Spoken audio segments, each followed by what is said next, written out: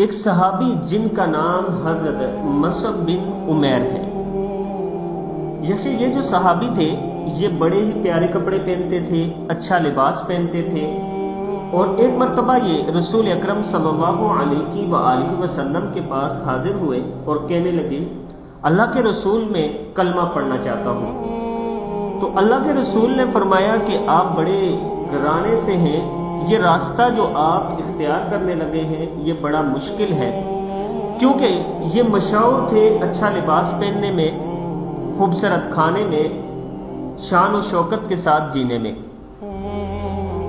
اللہ کے رسول صلی اللہ علیہ وسلم نے انہیں کلمہ پڑھایا، اس کے بعد ان کے والدین نے انہیں قید کر دیا، انہیں مارنے پیٹنے لگے کہ آپ نے کلمہ کیوں پڑھا۔ پھر انہوں نے حبشہ کی طرف ہجرت کی۔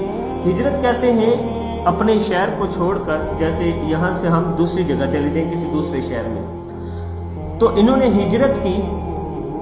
اس کے بعد رسول اکرم صلی اللہ علیہ وآلہ وسلم نے انہیں مبلغ بنا کر مدینہ پاک میں بھیجا تھا۔ یہ وہ صحابی ہیں۔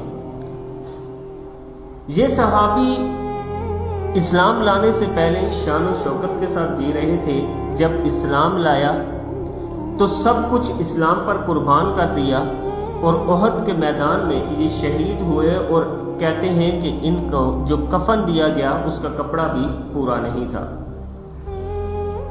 جب آپ اسلام میں داخل ہو جاتے ہیں، جب آپ یہ کہتے ہیں کہ ہم رسول اکرم صلی اللہ علیہ وآلہ وسلم پر ایمان لاتے ہیں اور ان کے فرمانبردار ہیں، تو پھر آپ کے اندر سے اکڑ ختم ہو جانی چاہیے، پھر آپ کے اندر نرمی اور اچھا اخلاق آ جانا چاہیے۔ سمجھ آئیے؟ اچھا اخلاق کہتے ہیں کہ جب آپ کسی سے بات کریں تو اچھے اور خوبصورت انداز میں کریں، اگر کوئی آپ کے ساتھ برائی کر بھی دیتا ہے تو آپ اس کو معاف کر دیں، اگر کوئی آپ کے ساتھ لڑائی کر بھی دیتا ہے تو اسے آپ معاف کر دیں۔ معاف کرنے والے کو اللہ تعالیٰ پسند فرماتا ہے۔ حضرت مصعب رضی اللہ تعالیٰ عنہ اسلام کے ایک عظیم شہید ہیں۔